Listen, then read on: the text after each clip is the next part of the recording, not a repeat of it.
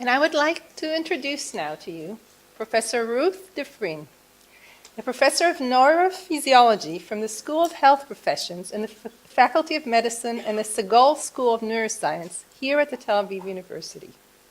Her bachelor's degree was from the Department of Physical Therapy. She received her MSc and PhD from the Department of Physiology and Pharmacology at Tel Aviv University.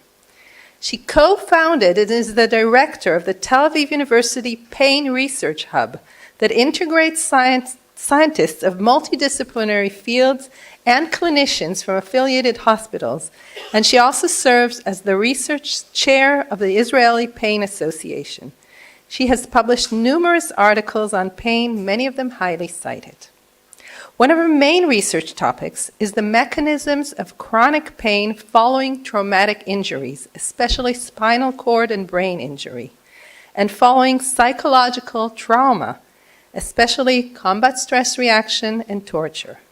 She is also interested in pain perception of individuals with intellectual disability and is part of an EU action on pain assessment in patients with impaired cognition. The Israeli Pain Association has recently awarded her a prize in special recognition of her long-lasting contribution to the promotion of research on pain in Israel and to the activity of the Israel Pain Association in Israel and abroad. Please welcome Professor Ruth Defrin. Well, hello, and thank you for inviting me. And I would like to express my love and appreciation to Zehava, who is a wonderful person and whose achievements are remarkable, as you, of course, know. And she is a true role model. Through Zehava and Carney and other colleagues, most of them are here, I got to combine two very fascinating fields, at least to my opinion, stress and pain, which is my specialty.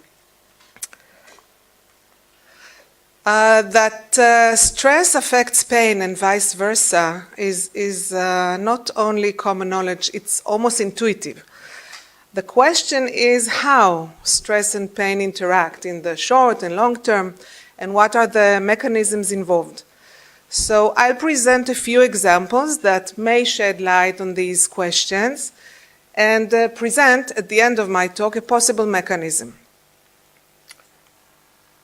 Just to make sure that we are on the same grounds, it's interesting to see the similarities between the current definitions of stress and of pain. Stress is defined as a cognitive perception of uncontrollability and unpredictability that is expressed in the physiological and behavioral responses, and pain is defined as an unpleasant sensory and emotional experience associated with actual or potential tissue damage. So both definitions focus on perception, on the individual perception. This means that the evaluation of stress and of stress response and of pain must include first and foremost the individual perception of the situation. And then we can also measure physiological responses who do not necessarily correspond, by the way. My story with stress and pain begins with very unique people, triathletes and Ironmen.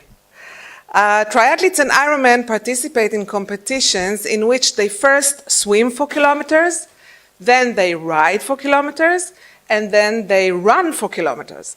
And all of that in immediate succession for duration of 9 hours on average. But it's important to realize that triathletes and Ironmen are constantly under pain during both competitions and training, and they train almost every day. They suffer from muscle pain. They have terrible blisters in their feet.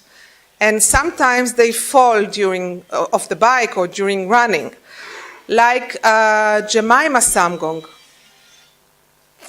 who fell during the 2016 London Marathon. She was badly injured. You can see her here. But she kept on running, and eventually she won the race. So triathletes and Ironmen interest us because they persevere in extreme efforts despite injury and pain, and also because they report rather high levels of stress during both training and competitions. So the question is, do they have a unique pain profile that enables them to persevere in such efforts? Upon testing triathletes and Ironmen under baseline conditions at rest compared to controls, we found that they have increased pain tolerance compared to controls, and also they rate experimental noxious stimuli as less intense compared to controls, and they have a very efficient ability to inhibit pain compared to controls. We measure pain inhibition capacity with an experimental paradigm termed conditioned pain modulation, or CPM. We test the ability of a conditioning painful stimulus administered to one body region to inhibit another concurrent painful stimulus, and this test indicates the function of brainstem descending pain modulation pathways. So you can see here pain reduction among triathletes and pain reduction among controls. So triathletes and Ironmen do have a unique pain profile, and possibly one reason for this wonderful pain modulation of triathletes is the cumulative effect of sport. And indeed, there is evidence that pain tolerance increases over time with aerobic training among both non-athletes and athletes. So we may improve our pain modulation with sport. But there is another aspect here, and that is stress. As I said, triathletes report high levels of stress during training and competitions, and these are some of the stress ratings we obtain from our triathlete groups. The combination of high stress ratings and very efficient, wonderful pain modulation capacity raises the possibility that perhaps what triathletes report is actually eustress. I'm sure you are familiar, probably better than I, of classical theories about the two types of stress, one being eustress, the good stress that motivates us to achieve goals, that improves our performance, but up to a certain point, because when the stressor is no longer manageable or tolerable, eustress becomes distress, the bad stress, the type of stress that induces negative emotions, that causes us to feel inadequate, and that impairs our performance. Suggesting again the importance of the individual perception of the situation that enables us to cope with stressors. So it is possible that intense physical exercise, as in the case of triathletes, induces eustress, which in turn improves track performance as well as pain modulation capacity. Now, regardless whether pain modulation, the great pain modulation capacity of triathletes was acquired due to sport or due to eustress, it may be the reason why they can persevere despite injury and pain. And of course, it is possible that triathletes and Ironmen are inherently endowed with improved pain modulation, which enable them to choose to practice triathlon in the first place. But now comes a paradox.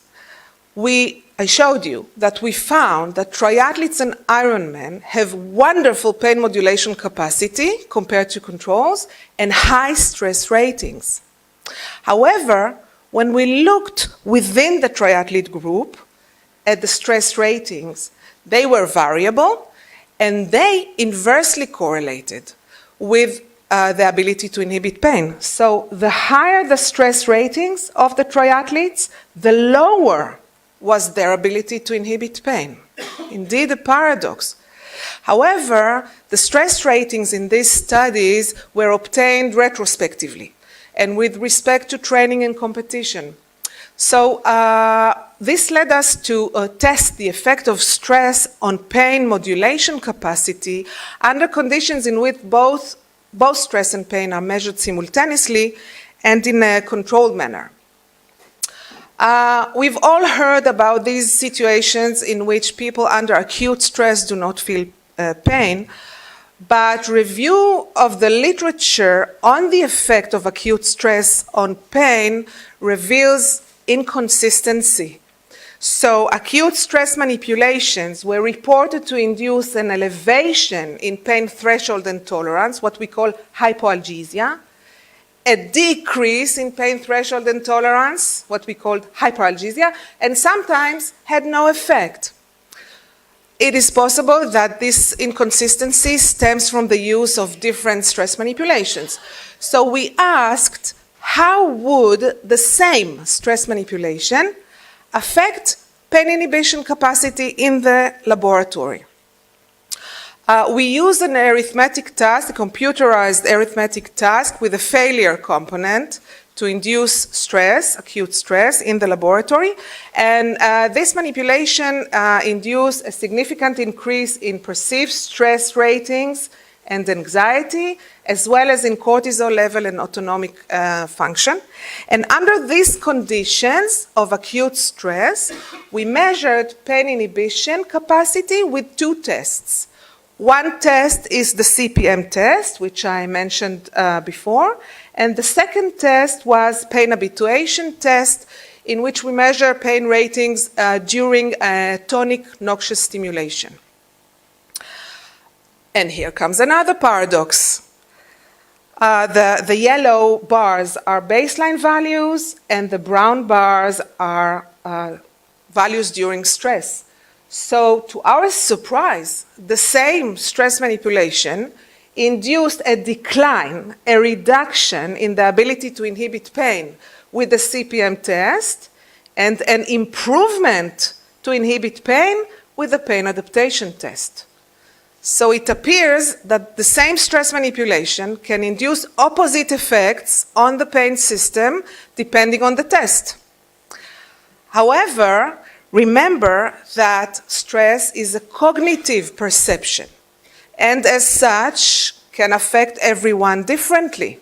And indeed, when we looked at the individual stress ratings of the subjects after the stress manipulation, they were highly variable.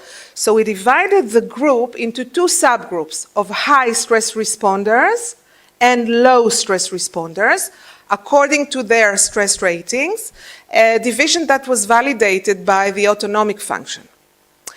And what we saw, to our surprise, was that only among high stress responders,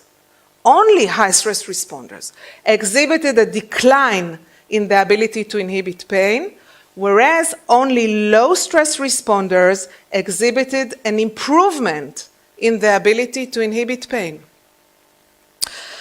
So an acute stress manipulation that did induce distress among the subjects had a differential effect on pain modulation capacity. High stress responsiveness induced a decline, a reduction in pain inhibition, and this is important because reduced pain modulation capacity is associated with many chronic pain conditions. In contrast, low stress responsiveness induced an improvement, or at least preservation of stress, pain modulation, a profile that resembles that of triathletes. So the effect, the response of the pain system to acute stress is influenced by individual perception of the situation, individual responsiveness to stress. Now we saw that acute stress in the laboratory induces a strong stress response. However, life summons, as you know, stressful experiences that are much more intense, prolonged, and complex. And perhaps one of the worst traumatic experiences is torture, because torture entails deliberate human cruelty in the intent to cause excruciating pain and emotional harm. So how do traumatic experiences affect the pain system? You know that trauma survivors suffer from many, many comorbid conditions. One of the most common is chronic pain. And torture survivors present the highest rates of chronic pain among all trauma survivors. Together with Zahava, we tested people who were subjected to trauma while they were prisoners of war, and we found that chronic pain was not only more prevalent among torture survivors than controls, it was also more intense, and it was more widespread, occupied more body regions than control subjects. Sensory testing of these subjects compared to controls reveals that torture had a significant effect on the function of the pain system. So torture survivors, here in red, rated noxious stimuli as much more intense. They had increased pain excitability, which we evaluate with the temporal summation test, and they had abolished ability to inhibit pain as measured with the CPM paradigm, which I mentioned before. You can see here pain reduction among controls and lack of pain reduction among torture survivors. And mind you that this dysfunctional pain profile was recorded 35 years after their release from captivity, suggesting that trauma has a long-lasting effect on the pain system. And such long-lasting effects are also seen among adults who were exposed to childhood trauma. We've heard about that this morning. We see very high rates of chronic pain among people who were exposed to childhood trauma and increased sensitivity of the pain system to stimuli. Now, similar to acute stress, traumatic stressors affect everyone differently. And Zahava and her colleagues followed up the people who were prisoners of war for many years, and they identified 3 PTSD trajectories. One is chronic PTSD, in red, people who were who presented PTSD since their release from captivity. People with delayed PTSD who were initially asymptomatic and developed PTSD later on, and torture survivors who were PTSD resilient, that did not express PTSD symptomatology since their exposure, and light blue here is the control group. Interestingly, these PTSD trajectories affected the function of the pain system.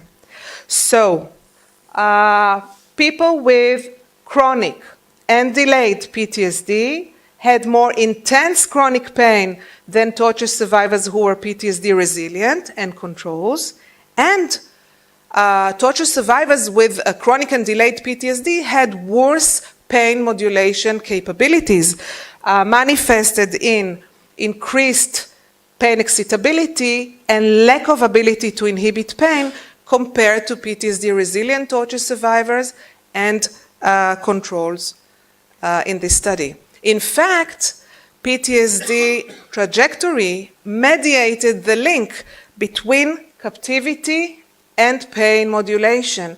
The longer, hence more severe PTSD, the worse the pain modulation capacity. These results suggest that it is the psychological sequel of the trauma, rather the mere exposure to trauma, that affects the function of the pain system. So similar to acute stress, traumatic stress had a differential effect on pain modulation capacity depending on individual responsiveness. People with high stress responsiveness, such as torture survivors with chronic and delayed PTSD, presented reduced pain modulation capacity and increased excitability, which may underlie their very intense and widespread chronic pain. In contrast, people who were torture survivors who were PTSD resilient had preserved pain modulation capacity and reduced pain excitability, which may have protected them against the development of chronic pain. So the response of the pain system to intense chronic stress is also influenced by individual differences in stress responsiveness. In the few minutes I have left, I have enough, I would like to combine the data I showed you with many, many studies in the literature that investigated the stress-pain interactions and propose a model, a mechanism for these interactions. So we acknowledge that some individuals have adaptive responses in the face of threat, what we call bounce back, whereas other people have maladaptive responses to stressors, hence are more vulnerable to their consequences. And we heard this morning and from Mario as well that what determines these tendencies is a foundational capacity of the individual built and designed upon early life experiences that promote healthy brain wiring and gene expressions, that enables the cognitive flexibility and personal resources necessary to cope with stressors. In other words, resiliency. Of course, the nature, the intensity of the stressor affects our adaptation, but we saw that even under horrific stressors such as torture, there is resiliency. So just to simplify the model, let's look at these two extremes, resiliency versus vulnerability. Now, brainstem structures that are responsible for pain modulation or involved in pain modulation, such as the periaqueductal gray and the rostroventromedulla, are under the influence of brain structures involved in emotion modulation and in resiliency, the prefrontal cortex, the hypothalamus, and the amygdala. And interestingly, some of these brain structures have opposite effects on the brain stem. So studies show that among high stress responders, such as people with PTSD, overactivation of the hypothalamic dorsomedial nucleus and deactivation of the medial amygdala can activate the on cells of the rostroventromedulla, which in turn increase spinal excitability and reduce pain inhibition capacity, which in turn promote chronic pain and certain maladaptive behaviors that further drive more maladaptive responses to stressors, including somatic and psychological illnesses. In contrast, when the stressor is perceived as less threatening or as a challenge, activation of the prefrontal cortex via the basolateral amygdala and the paraventricular nucleus of the hypothalamus can activate the off cells of the rostroventromedulla, which in turn reduce spinal excitability and increase pain inhibition capacity, traits that prevent pain chronification following injury and further drive even more adaptive responses, enhance resiliency. So this model is partly substantiated. Some parts require further study. So to summarize, we saw that stressors can have opposite effects on the pain system, on pain modulation, and these opposite effects are probably determined by individual stress responsiveness or perception of the situation. And considering studies also show that early identification of vulnerability to stress, but also early identification of vulnerability to pain is very important for adequate management. We are now working on identifying some predictors for chronic pain among trauma survivors.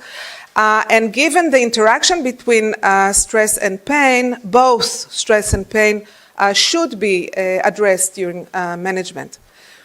Interventions that were reported to reduce both stress and pain include, but not restricted to, sport, morphine, and mindfulness.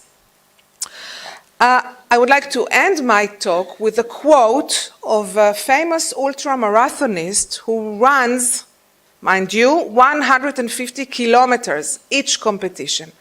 And he says, "As powerful as our legs are, as magnificent as our lungs and arms and muscles are, nothing matters more than the mind."